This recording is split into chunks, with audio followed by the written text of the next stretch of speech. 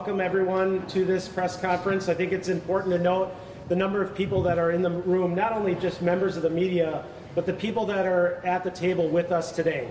There are folks here from the village, from the city, the county, the state, all over our region. Each of us have been partnering in putting together what will hopefully be an absolutely wonderfully first-class event, not only for the greater Green Bay area, but for the entire state of Wisconsin and the Green Bay Packers. So again, I want to welcome you to the village of Ashwaubenon. Before we get started, I do want to welcome Max Caesar from Great North Hospitality. We're in a brand new building. In fact, they broke ground just this past year. I think they completed construction in like 12 months, record time, in order to open for the draft. And it's the events like the NFL draft and large-scale events and activities like that that afford the opportunity for business expansion and economic development.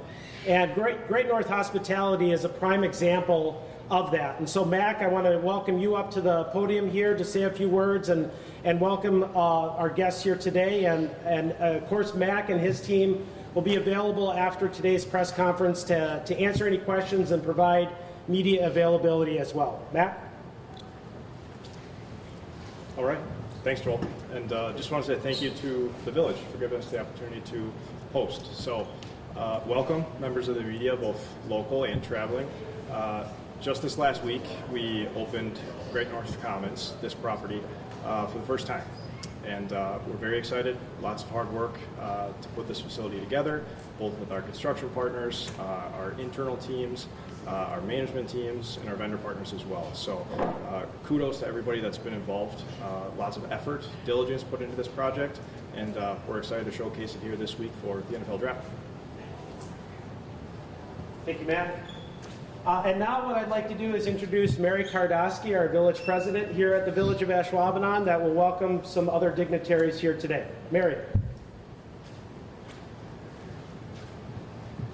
Thank you, Joel. Thank you to everybody for coming today. What a beautiful space we have here in Ashwaubenon. I'm glad everybody was able to attend. This is a pretty exciting event. You know, we're going to be on the world stage here in little old Wisconsin. Everybody thinks that we all live in very rustic homes, and we get to showcase our beautiful area. From the beginning of a year ago, I think it was a year ago, that Joel and I got together, and we were going to possibly start planning some events for the NFL Draft. We had some meetings here with our local business people, you know, the Shemanskys here at 789 Armed Forces and D2s and Stadium View and the bar, and they were going to be having a lot of events of their own, so we thought we did not want to overshadow any of those things. So, you know, everybody can come down and enjoy all those wonderful events here in the village, and everybody will want to come back. So I'm glad everybody's here. There's a lot of people here in the village now that I've never seen before, so we have a lot of excitement going on. So thank you to everybody, and I would now like to introduce the Mayor of Green Bay.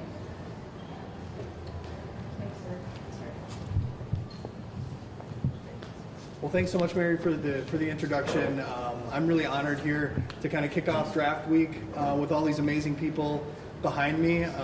As Mary said, you know, this has been a really positive experience, a really collaborative experience. This would not be happening without so many people and entities coming together to make this possible. The city of Green Bay and in our community is obviously the smallest NFL city, but we've got the biggest heart and I think a great ability to come together across municipal boundaries with partnerships across the board to pull together a really incredible event. So just a quick rundown of thank yous from my point of view. Obviously, Mary in the village of Ashwaubenon. You're going to be hearing from Troy Streckenbach in just a few minutes. The county, the city, the village from a local government perspective has been coming together regularly to tackle some of the important logistical issues that are necessary in putting on an event of this scale. So just really want to recognize their leadership and their willingness to collaborate on a whole host of issues.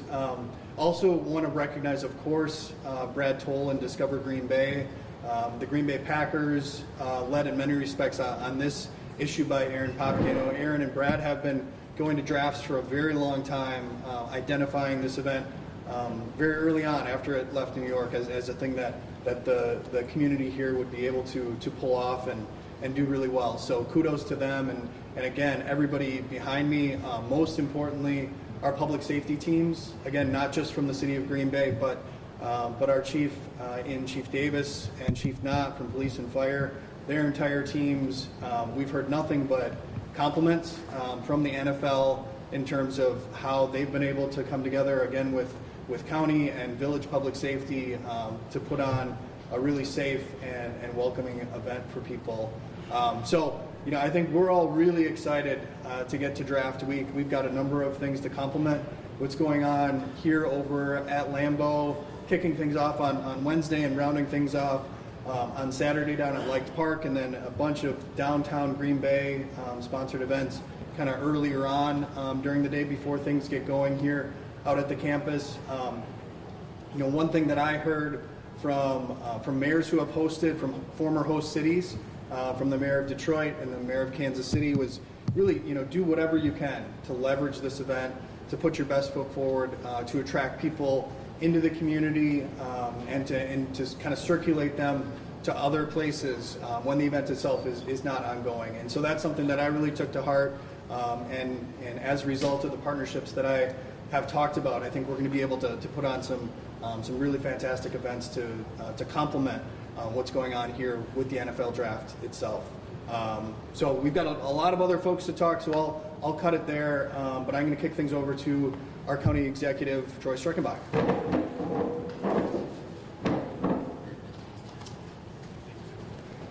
Thank you, Mayor Genrich. What a great day. This building, they knocked it out of the park.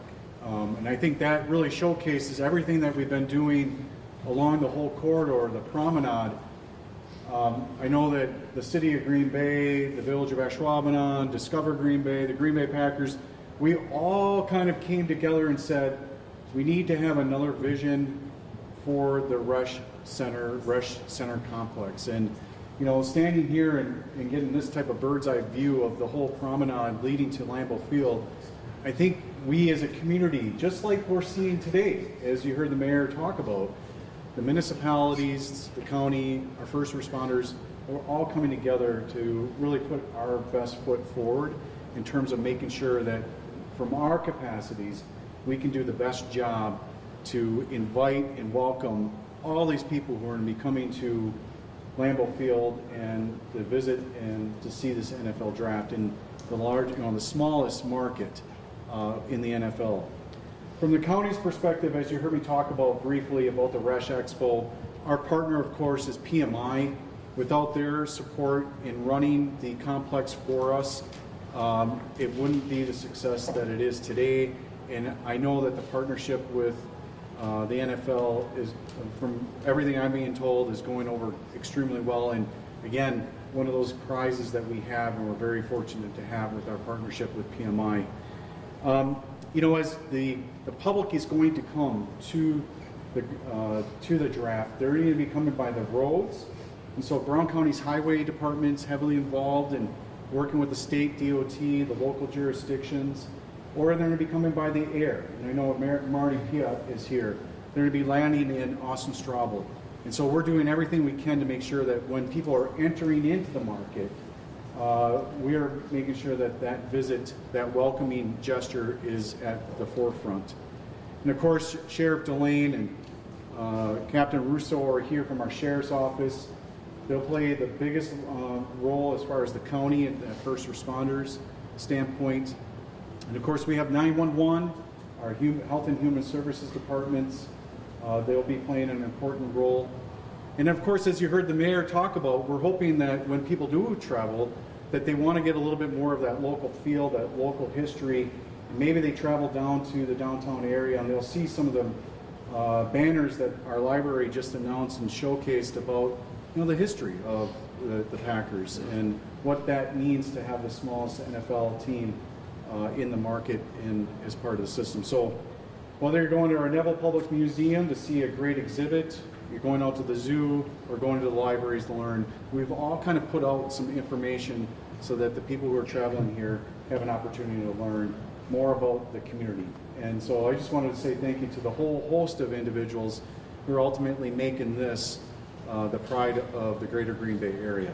And with that, I'm going to turn it over to U.S. Congressman Tony Weed to say a few remarks. Congressman? Wow, I think it's fitting here on Easter Monday to say that we are truly blessed to live in Northeast Wisconsin. Welcome to our great community, and I think it's a testament to our community. You know, we are real America. All of the leaders in our community here behind me and to the side of me that have come together and have unified to put together an amazing event that will be showcased throughout the world here with Draft Week. So it's an honor to be a congressman in such a great community here in Northeast Wisconsin. Thank you to all of you for all of your hard work and keeping us safe and putting on an amazing event. And we look forward to having a great week. So thank you. I'll hand it off to Michael. Sure, Congressman. Thank you. Appreciate it, sir. I started putting this press conference together a couple weeks ago thanks to an idea from an assignment director, Brian Curran at Fox 11. So I want to thank him real quick for having this idea. And it's kind of grown and grown. And as you can see, we actually have more people here who could speak than are actually sitting. So we're going to try to move through this in an orderly fashion. First, we're going to talk to the Packers and the NFL. I'll bring them up. We'll talk to them. Then we will bring up public safety. Then we'll bring up transportation. And then we're going to work through the different communities. We'll talk about some different community events that are happening outside of the footprint. So for now, I'd like to bring up the team from the NFL, Green Bay Packers. And yeah, I think what you guys come up with, we will see who. This is an opportunity for you guys to ask questions. I didn't ask any of these people to prepare anything. So what questions do you have for the Green Bay Packers and the NFL? Jeff? Do you have any indication of how many one-pass downloads there are, or what the anticipated attendance is going to be compared to the 250,000 hearing for so long? We have an indication, yes. Certainly the reaction in the community statewide, but also within those drivable markets has been really strong. So we do have a number. Our commissioner likes to declare that number from the podium, usually Thursday, Friday, and Saturday, so I don't want to undercut him. He's my boss. But we know it's going to be tens of thousands of fans that are going to come to this campus over the course of those 3 days. We've worked tirelessly with all the public safety partners, with all of the community members, certainly NFL Security and the Packers and Discover Green Bay, to make sure, number one, that everybody gets here safely. I know it sounds like a really big number. It will be a very big number, but safety is a non-negotiable for us. So we will have a post-event, an aggregate number, which will include our attendance number, our one-pass download number, and then certainly in the coming months, our local economic impact number. But we know it's going to be tens of thousands, and we're really excited to open our doors on Thursday.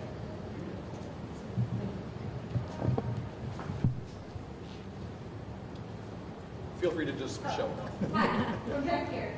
Green Bay being the smallest city, when thinking about planning and having this event come together, any challenges, differences, or benefits from it being a smaller city versus a larger one? That's a good question.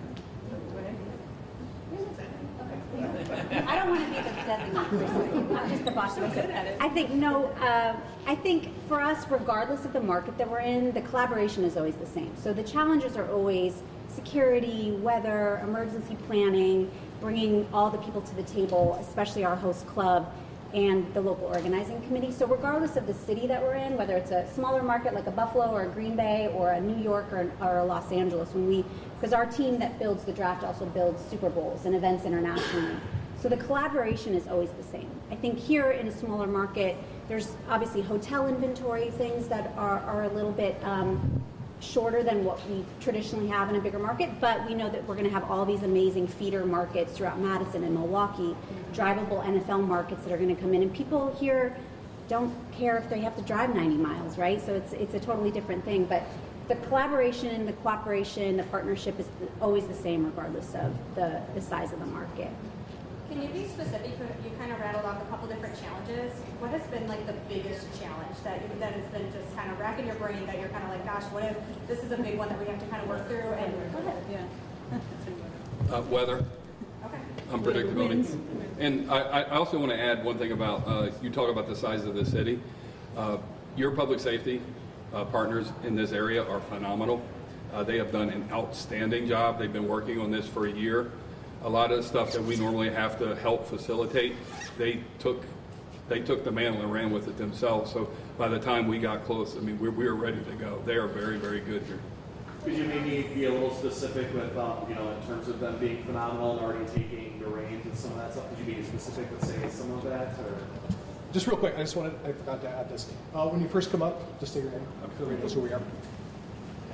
So Ralph Ennis, Director of NFL Security. I'm the security lead for the draft. Just stuff like staffing, knowing what their responsibilities are, what they're going to have to do. A lot of the leaders here have went around the country and looking at how we do different drafts in other places, so they knew what to expect. And off of those learnings, they really took they took the lead and put a lot in place prior to us getting here.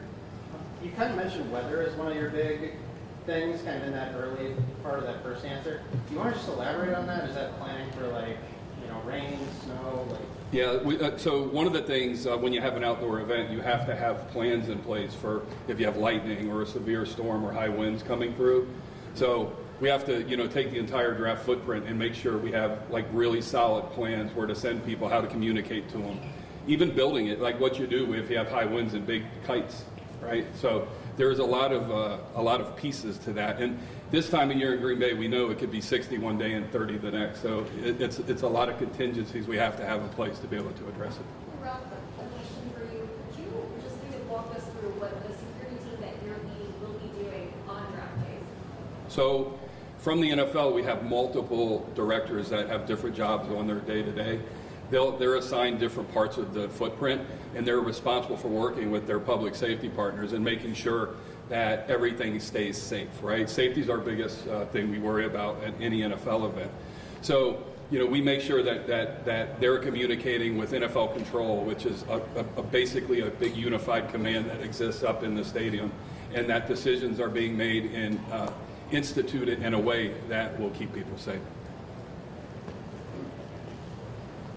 Counter to that question that I asked to your biggest challenge, can you share what was the biggest triumph in planning this event? What is something that you were like, gosh, we nailed it out of the park with this. We can't wait to share this with people when they come to Green Bay.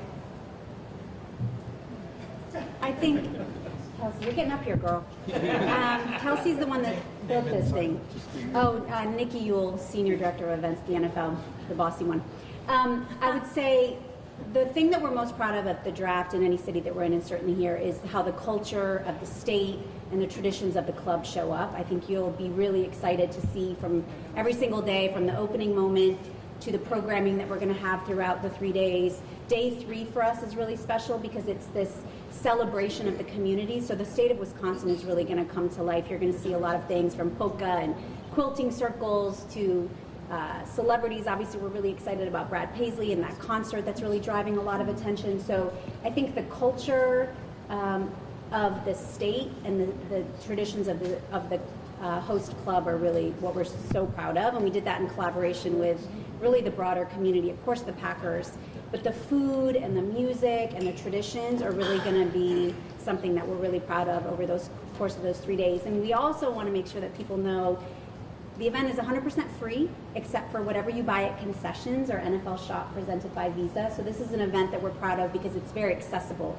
Not everybody's lucky enough to get a ticket to a Packers game, right? So this is your opportunity to visit the mecca of pro football, also in a really affordable way. So we're really proud of that work.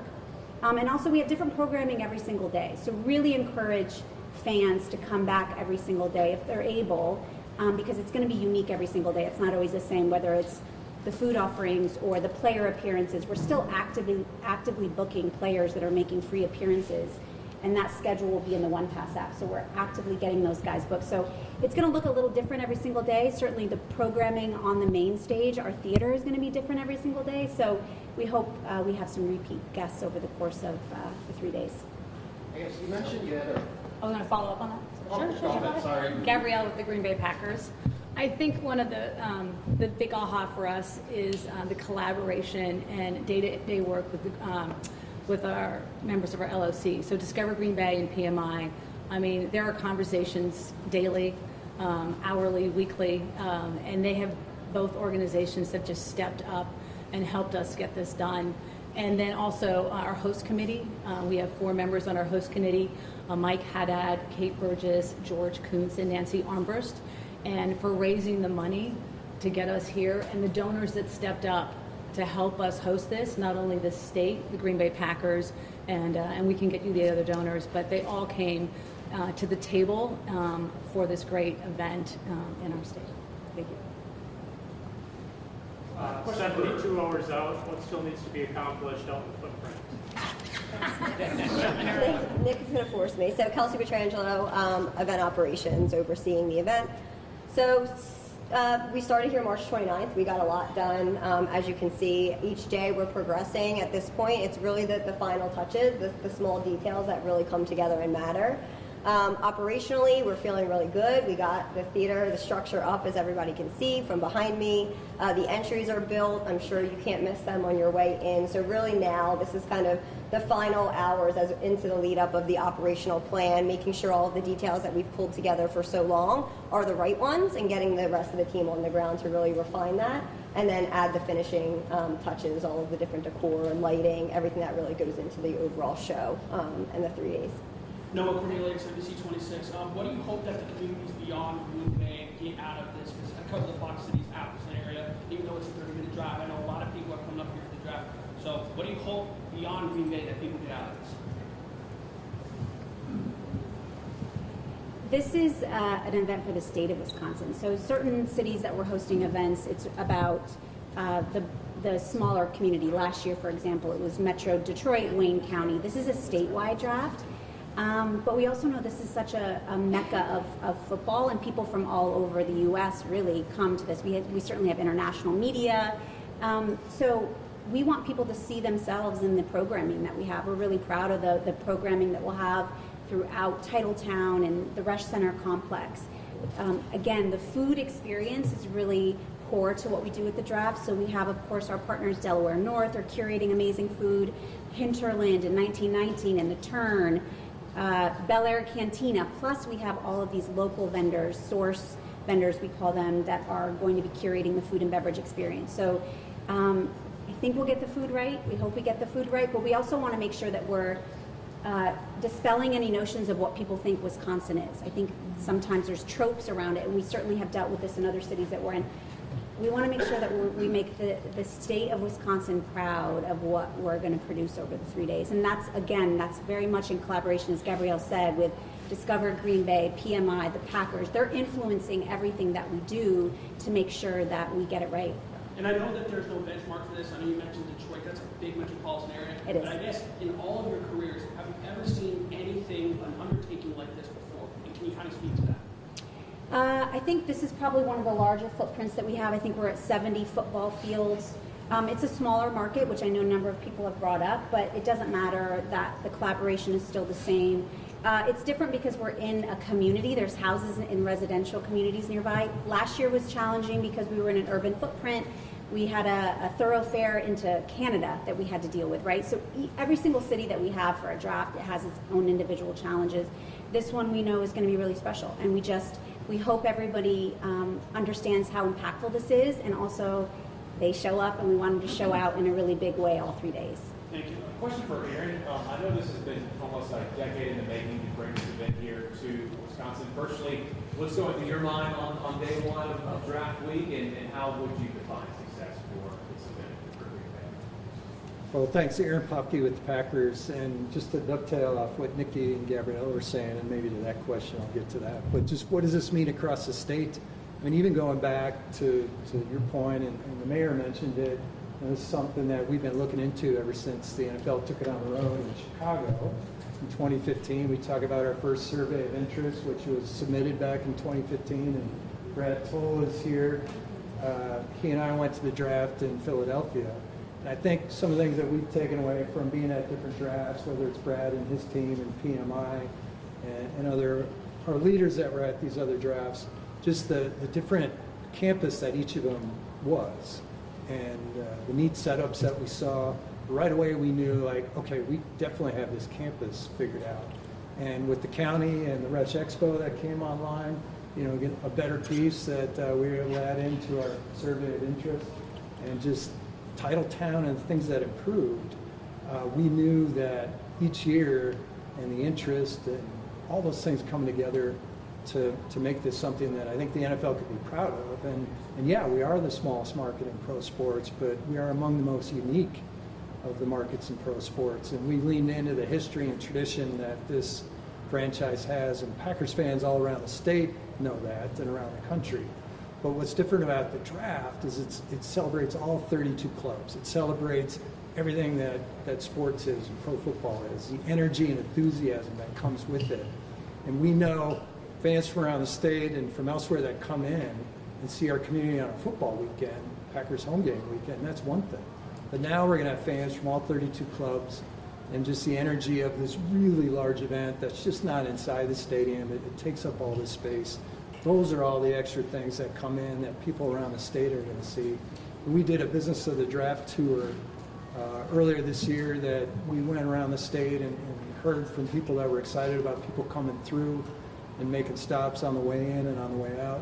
Even going back to last May when we did our handoff from the state of Michigan and emphasizing the outdoor recreation opportunities that we have in the state. So hopefully people get a chance to take these in across the state and come experience this. And it's something we're really excited about. The Packers are really proud. I know Mark Murphy, even going back to when it went to Chicago, he right away said, hey, you know, they're going to take this on the road, and we have to have it in our community. And we couldn't do it without everybody that's been mentioned, everyone here today. I think the collaboration is one of the triumphs, too, that we saw from what you mentioned earlier. Just everybody coming together and all the fine details that needed to be addressed. It's really something to see. And I think everybody here who works together on so many things saw it to a grander scale with the draft, and we can certainly see that physically, but just all the relationships that have been expanded upon and made deeper because of that. I think it's something that we can move forward with, too. What are you excited about for people to see on television when you think about the millions of folks who might not even come to Green Bay and be here physically, but you know, the draft draws in millions of folks on TV? What are you hoping that they see about Green Bay on the screens? Well, speaking for the Packers, I think just knowing the work that went into, the planning that went into it, and now seeing the campus take shape, and over the course of the 3 days of the draft, there's going to be over 50 million people that are tuning in. And we all know the networks, they're here on site and they show all the images from the campus, but they also have those shots from out in the community and from around the state. So we know those are going to be really fun to see as well. And I think the energy that goes with the draft, we've seen it in the other cities, celebration of all 32 clubs, and it's the largest off-season event that the NFL has. And the TV viewership, the social media impressions, I mean, those are all things that we're excited to see. Certainly we're proud of Lambeau Field and how that's going to show. And the NFL has it set up in such a way that's really going to be special. So I think we're all waiting to see those first shots as you know, the commissioner walks out to the podium to get things underway, and that view of the crowd. And I think the energy that the fans will have on site, as Nikki said, you know, come and be engaged. And you know, we speak of numbers, but even John Barker from the NFL put it well. You know, we're not so focused on the numbers, but the experience that people have when they come here. And we're proud of certainly what our team does at the Packers every day, but all of us in this community, the municipalities, the other partners, and the NFL people. I think the experience is going to be something that leaves an impression, and that's what this also is going to be, a legacy that moves forward. And the memories that people have from coming here, they're going to want to come back and experience Green Bay and Wisconsin again. Is it too soon to try to get a Super Bowl at Green Bay? And then I'll defer to the NFL. Now, our focus, you know, the Super Bowl, I mean, this is our Super Bowl. That's what it is. I think maybe I'll let the NFL speak to that. But we're not necessarily a community that would be in the Super Bowl rotation. But I think the idea of the draft was something that they could bring to communities that wouldn't necessarily get the Super Bowl, and it is our Super Bowl. So maybe Nikki, talk about You that. can host the NFC Championship. Yes. Mark has NFC Championship. I love her thinking. many championships this weekend. I think one thing we'd like to make sure that the community knows too is we worked really tirelessly to make sure that the operations of this event are really seamless. So all that know before you go messaging was something that we pulled together with this broader team. So I know there's been some notions of maybe avoid coming, it's going to be crowded, it'll be crowded. That is what the backdrop of television is. This is a really compelling backdrop when you have a sea of green jerseys outside the theater in that standing room only. So we've worked really hard to make sure that you have all the information in one pass before you come. You know where to park. You know that the clear bag policy is in effect. You know that there's water filling stations on site, that it's free, that there's amazing merchandise to be had and food and beverage. We worked really hard to make sure that all of that messaging is out there. Don't avoid coming to the draft. This is what the television show uses as its backdrop. When you saw those sweeping shots in Philadelphia or Chicago or Detroit, of course, Las Vegas, all those cities that have hosted since 2015, what makes 50 million plus tune in is because they want to see what's happening on site. So it's the responsibility of everybody in Wisconsin to safely come down to the site, wear your Packers jersey, get into that sea of green, and get ready for the show. I want to follow up on one thing real quick that Nikki, so we don't have any issues with people getting in the draft. I encourage everyone to go nfl.com/draft. All the facts that you need are there. Additionally, parking, much like Packers games, there's availability of parking in the neighborhoods and information on traffic. If you're thinking about the best way to come and go, if you go to greenbay.com, there in transportation tab, there's a bunch of information about where you can park, what roads are closed, and such like that. And it'll make your life a lot easier if you do your research before you come. Yep. NFL leadership, really quickly, something that surprised you perhaps from being in this part of the state or Green Bay, you've never been here before? My love of Kringle. Actually, I can't say that. There's a beverage that you can only buy in Wisconsin. All right, and with that, thank you guys. Thank you very much. Now I'd like to invite up our partners in law enforcement and public safety. So Green Bay Police, Village of Ashwaubenon, FBI. Those are loud chairs.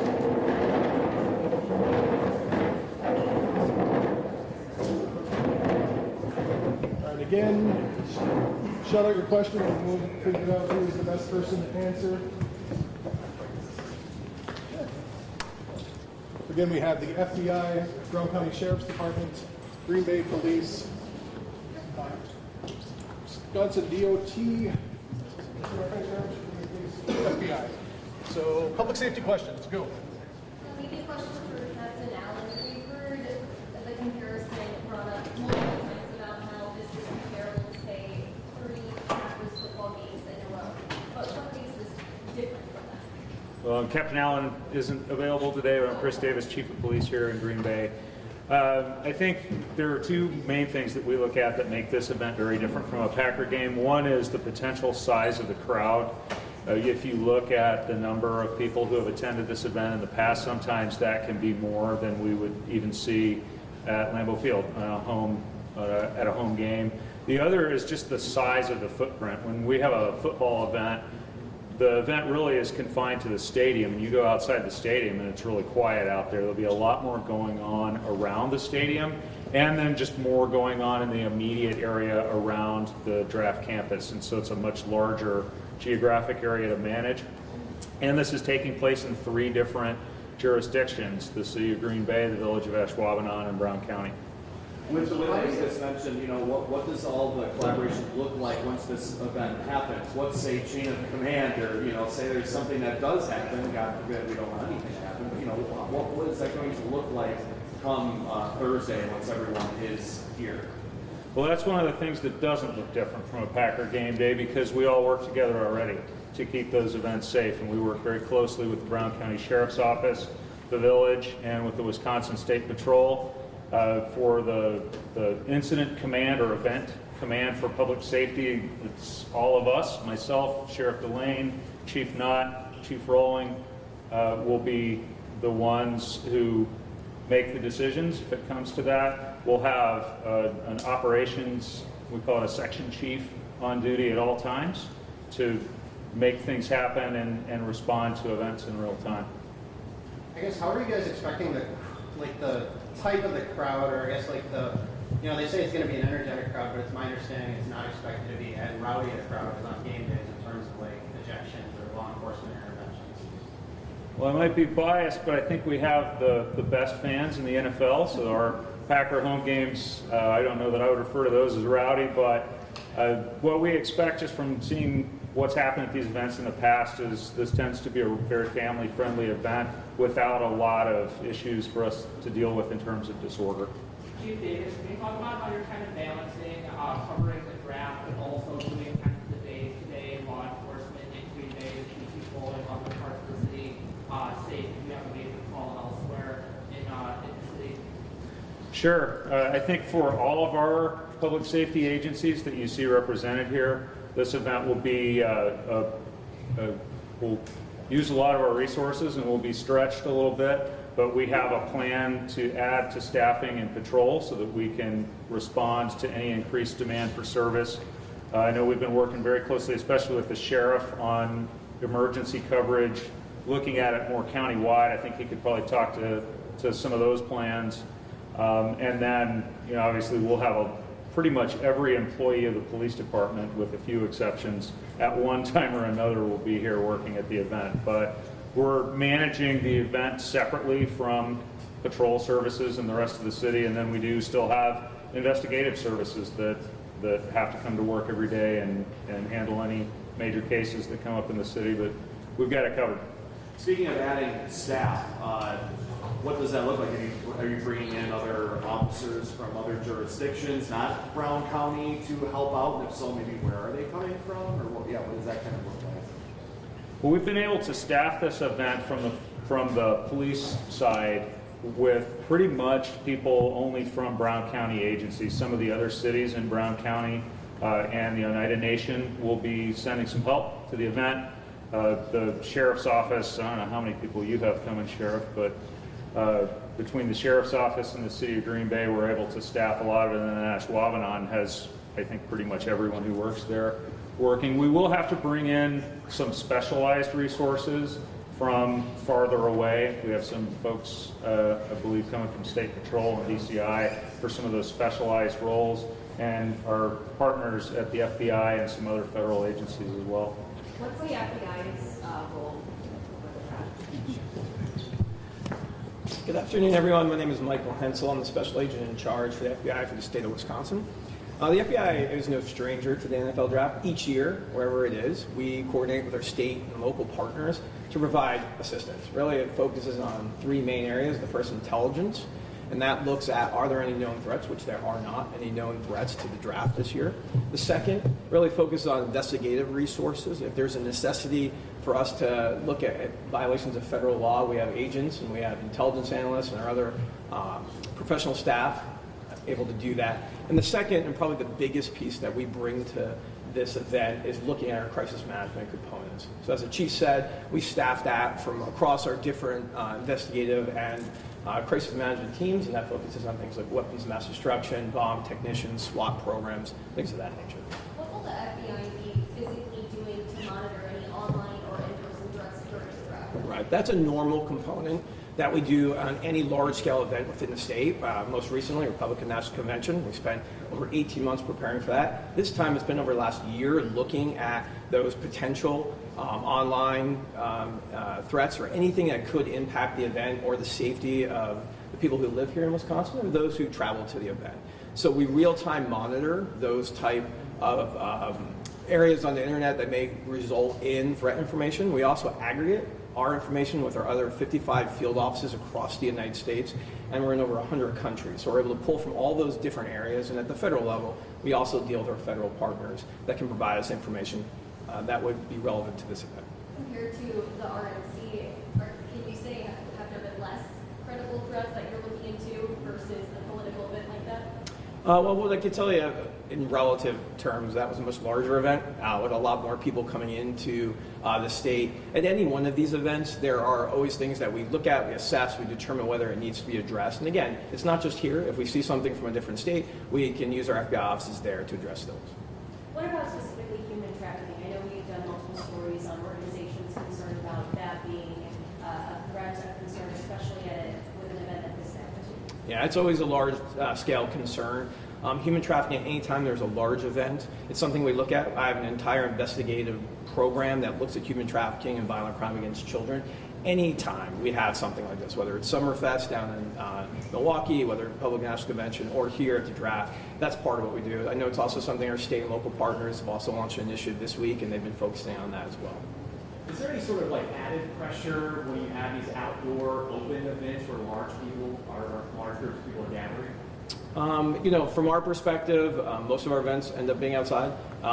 It's, what we really look at is how we coordinate with our state and local partners and how we together bring our resources together that can most effectively allow the safety of the event to move forward. And we've done that here as well.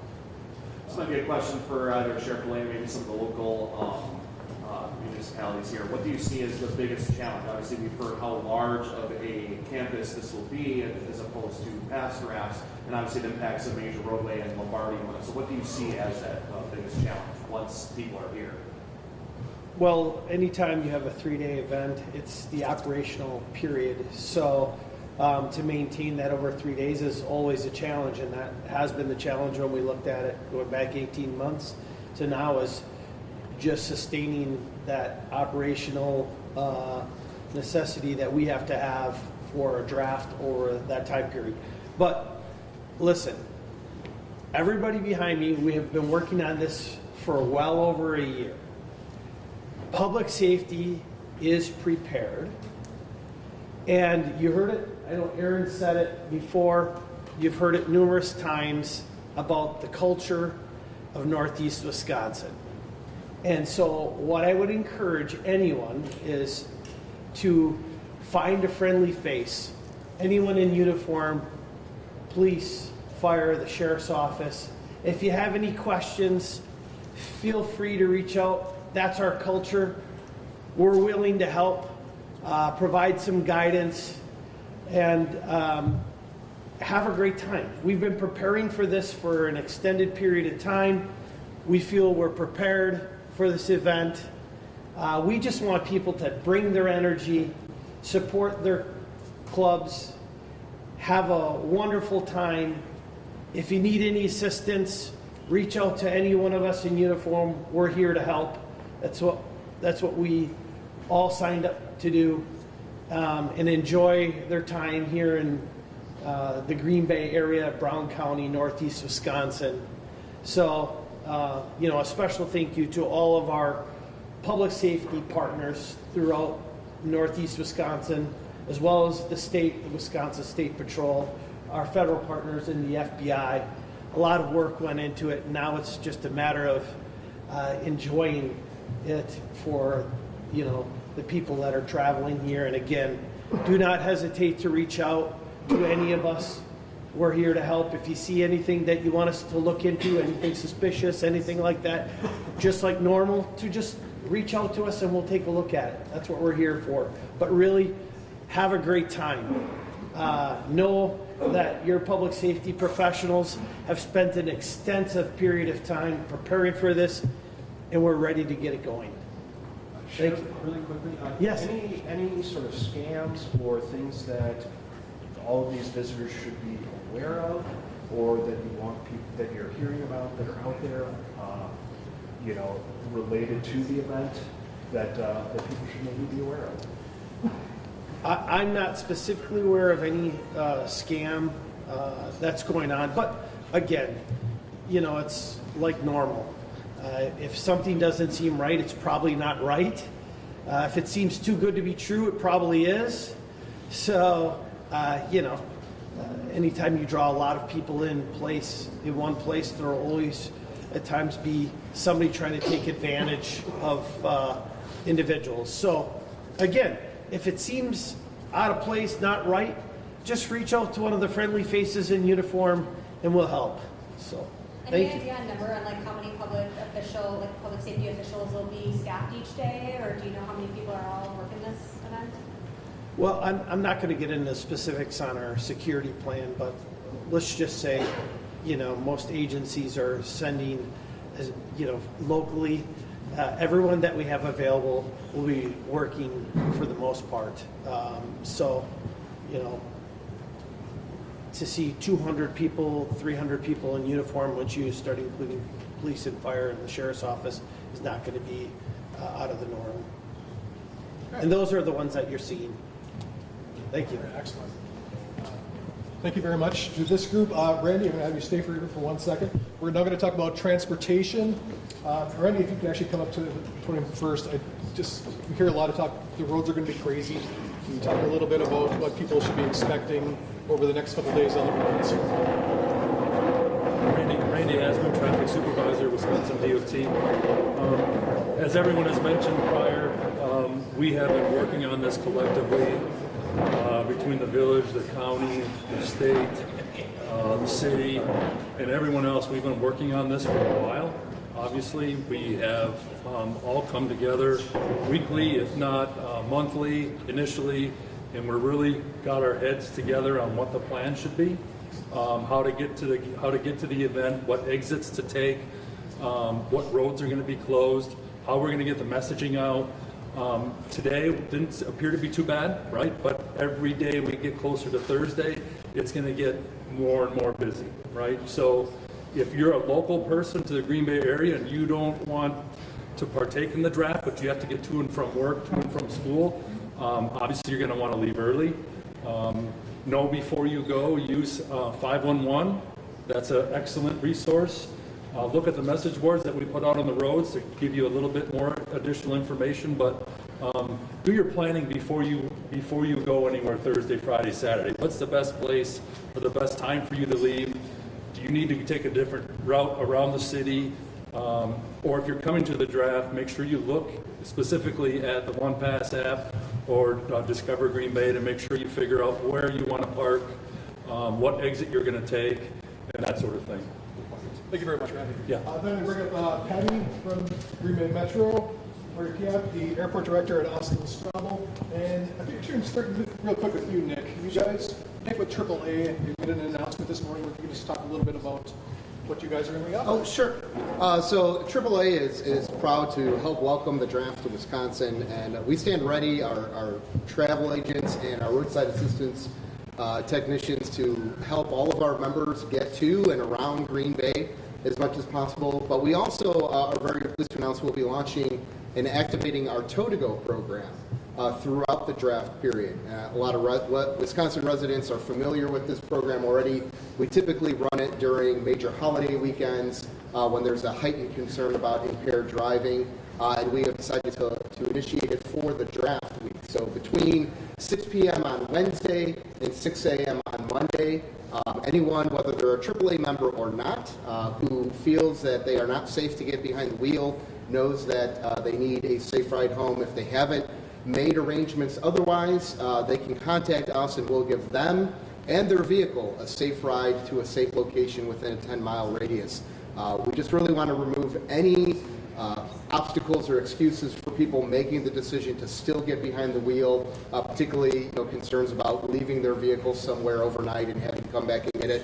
We'll take your car with and put it back at your hotel or wherever you need it put back at, so that it will be with you the next morning when you wake up. Again, we look at this program as sort of a last resort for folks who didn't already have a plan. We really encourage folks to have a plan before they head out, whether that's utilizing public transit or ride shares, cabs, free shuttle services that may be offered.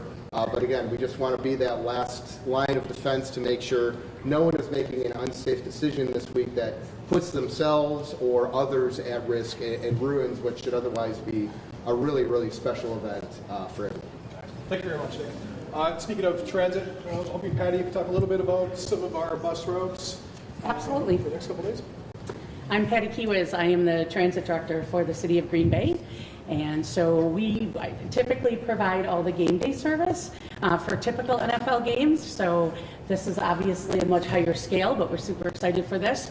The city will be providing a route that is from downtown to Titletown that will be operating on Thursday, Friday, and Saturday. That service will start from downtown. All that information is available on our website as well, which is greenbaymetro.org. But you can go on there, .gov. But you can go on there and you can see where that route will come through. So it comes through downtown on Washington, over to Walnut 9th Street, and we'll come right out to the corner of St. Agnes and Ridge Road, which is near one of the entrances. So that gives individuals the opportunity to go in different areas of the community, go downtown, try different things, park outside of that draft footprint, and hop on the bus and be able to take that here. We do have some other routes that will be detouring during the draft as well that typically comes right by Lambeau Field. So I think just to, reiterate what everybody else said, double check your plans and your paths and your travel patterns because everything is different. But as with typical drafts or typical NFL service that we do provide to the stadium, the city will be providing that route at no charge. So. All right, I guess our last speaker here, Marty, if you could just talk a little bit about what's it been like the past couple of weeks for you guys. Yeah, thank you. It's been an interesting week, but I think first of all I would like to thank a number of groups, starting with our airlines.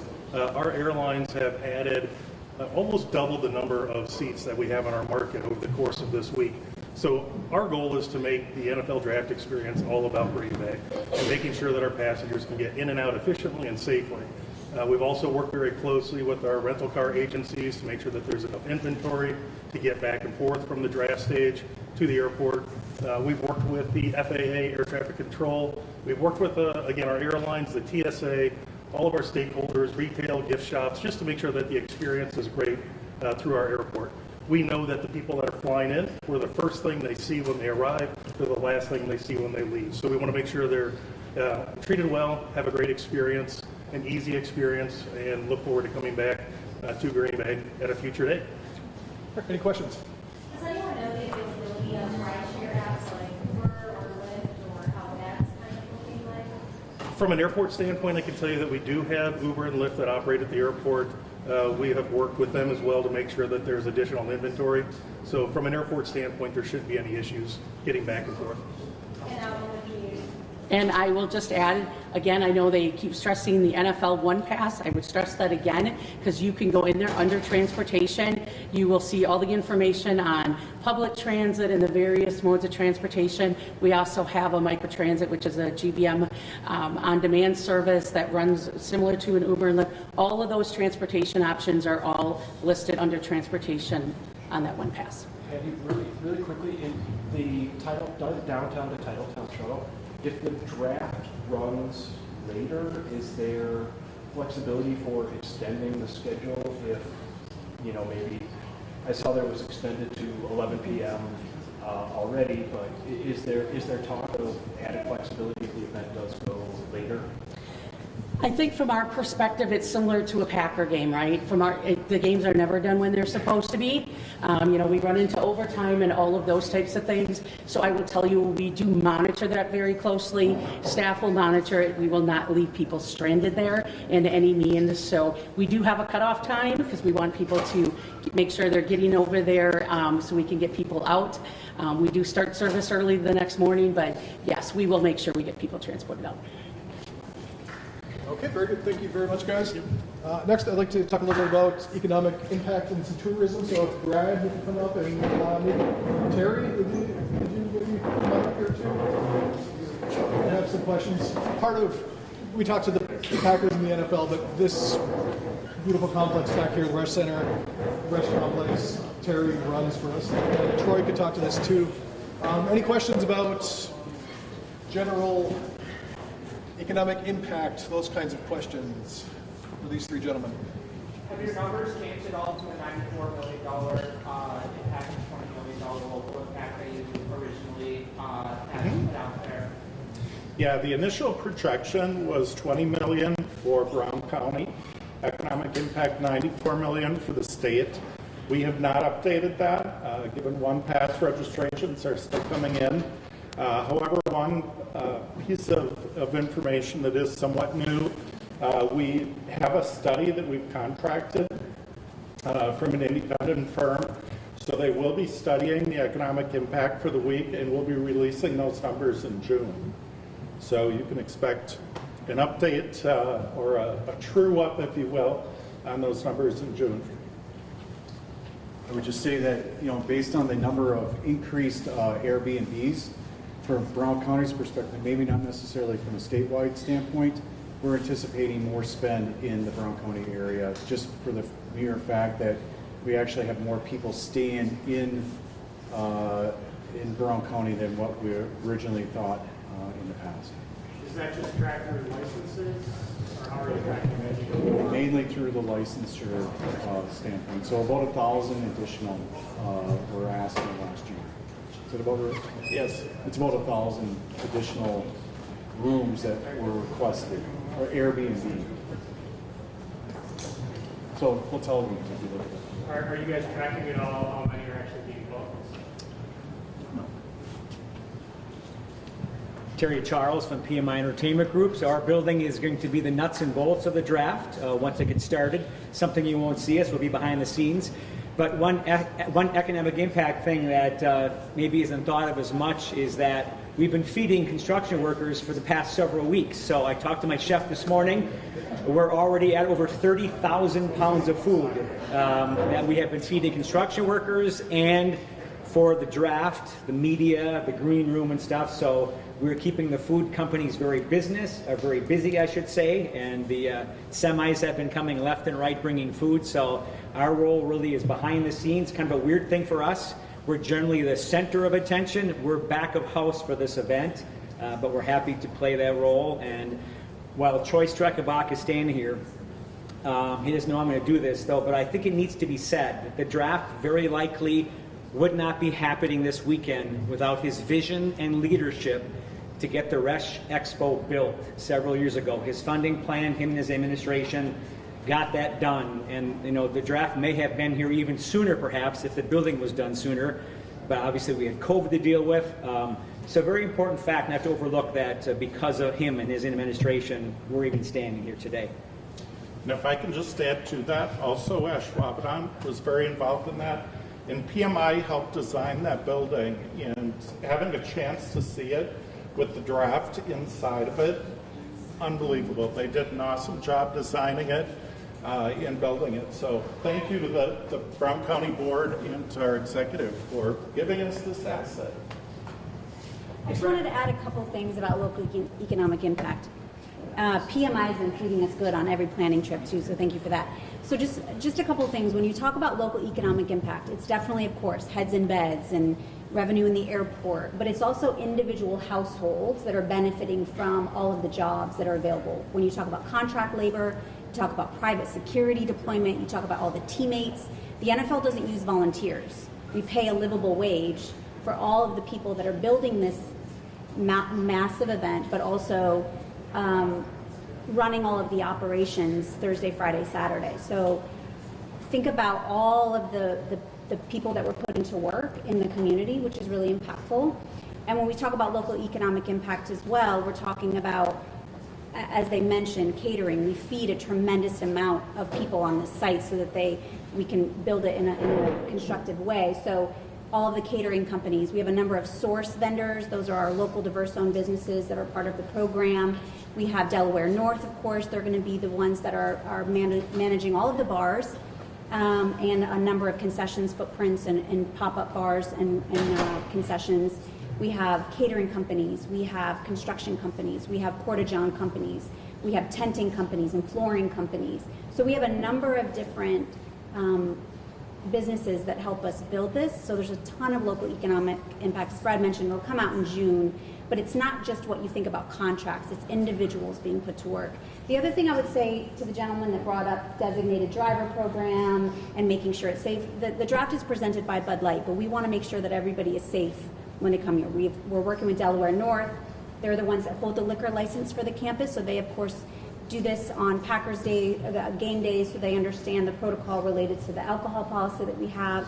This is not a rowdy event. This is actually a very friendly event. Even Vikings fans and Bears fans and Lions fans, there's no fisticuffs happening. It's actually a very, there's been events that we've hosted with hundreds of thousands of people with no arrests. So we are very much in lockstep with our partner Anheuser-Busch to make sure that everybody leaves here safely. But all of the public safety partners will come together to make sure that, number one, this is a very family-friendly, safe event, and we put a lot of effort into that work.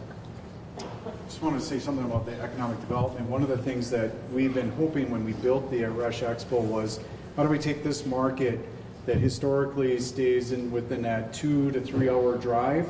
How do we actually reach into the Detroit market, the Chicago market, the Minneapolis market?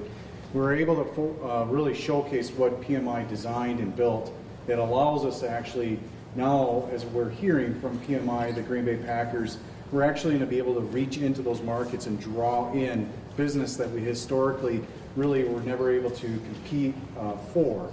And then again, it's from our standpoint, that economic development standpoint, from a heads and beds, that tourism perspective, and we're going to be able to showcase the greater Green Bay area, Northeast Wisconsin, really in a really special way that allows us to finally take advantage of an asset like this. So. Any questions? Hey, Brad, quick question. I know there's sort of a lot of talk about not so much the number focus, but more the experience that people will have when they come to Green Bay perhaps for the first time.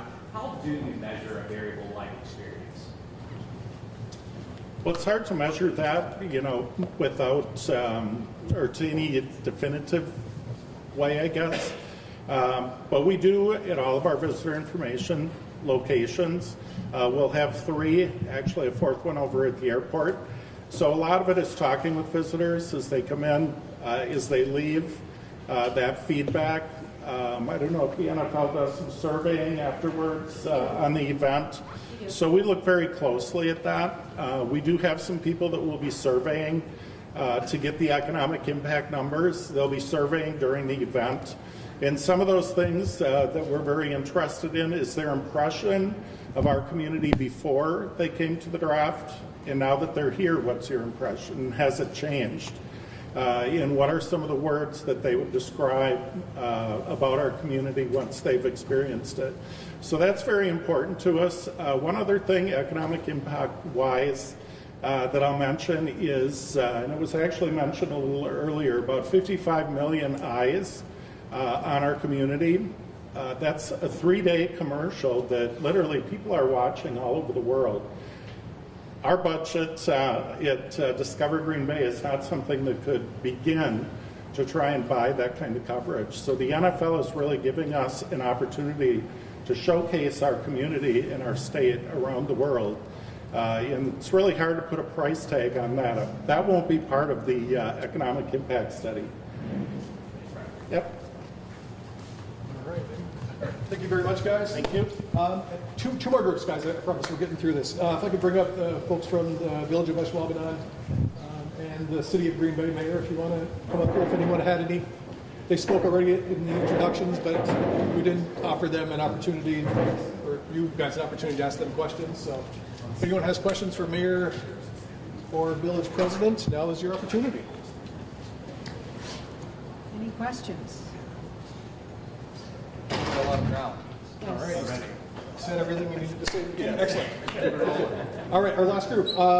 As you know, what's happening here is very important, but what's happening across the community is also very important. So there's a number of events that are going to be happening. So I'm hoping to bring up James, our folks from On Broadway, our folks from downtown Green Bay, folks from Military Avenue Business District. If you could all come up and let's talk a little bit about some of the other things that you'll be seeing outside of the draft footprint.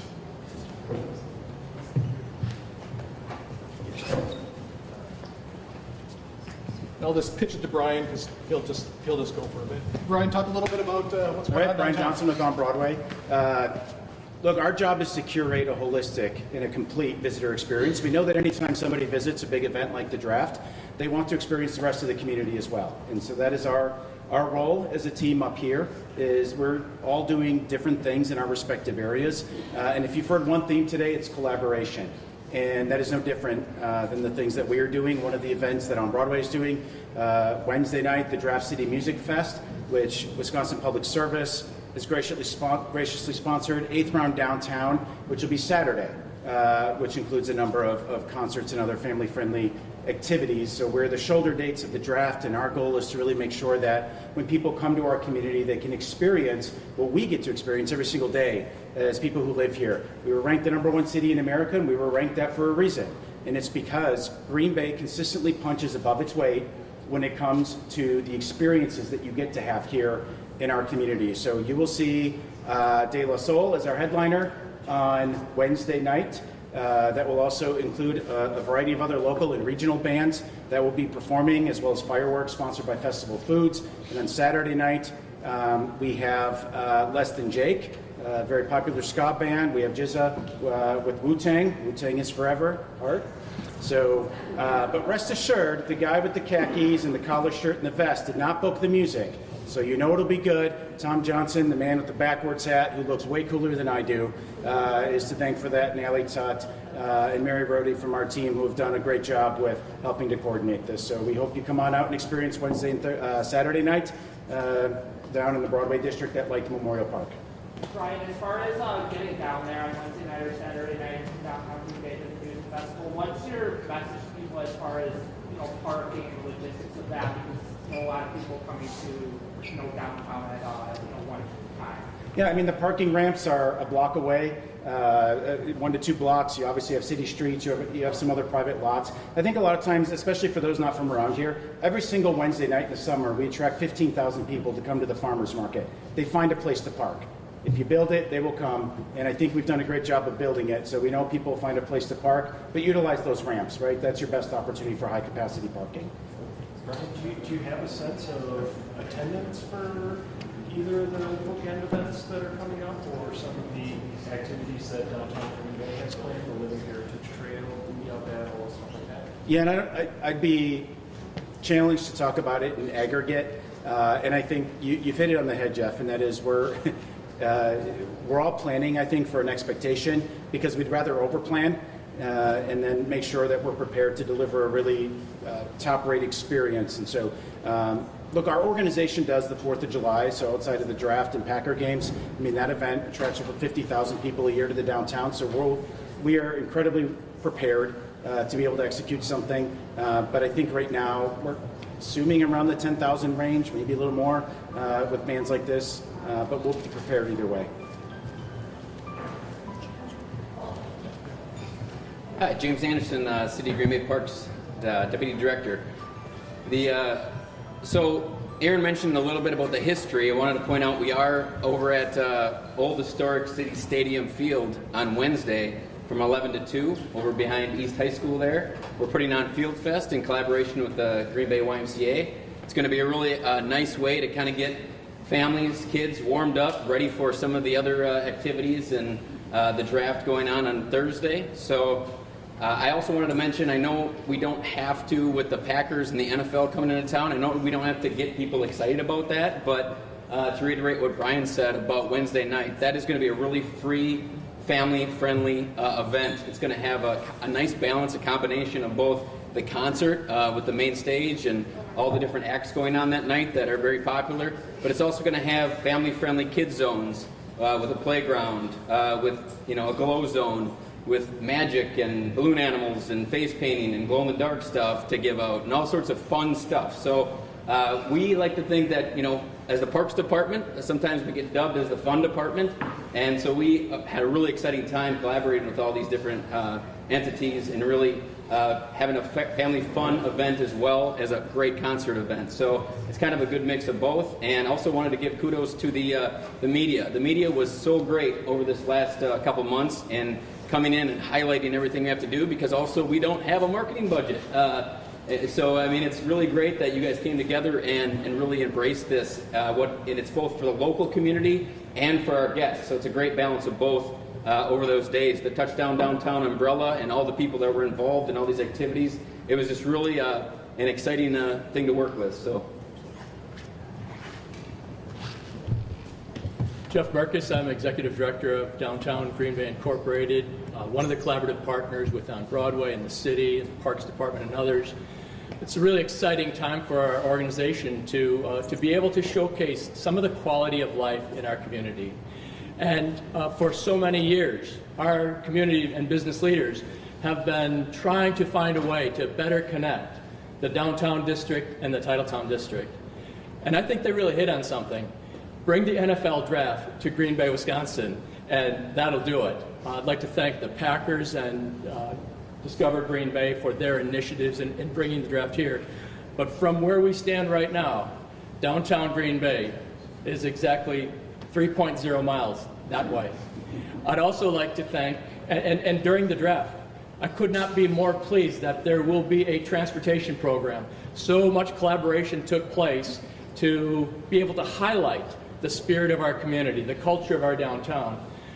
Special shout out to our transportation director, Patty, Green Bay Metro, for coming up with the plan, for coming up with a easy, convenient way that a bus is going to leave downtown every 15 minutes for a free ride to a drop-off very close to the draft entry. We want people to go back and forth, find some fun in the downtown area. Speaking of fun, obviously there's a lot of history.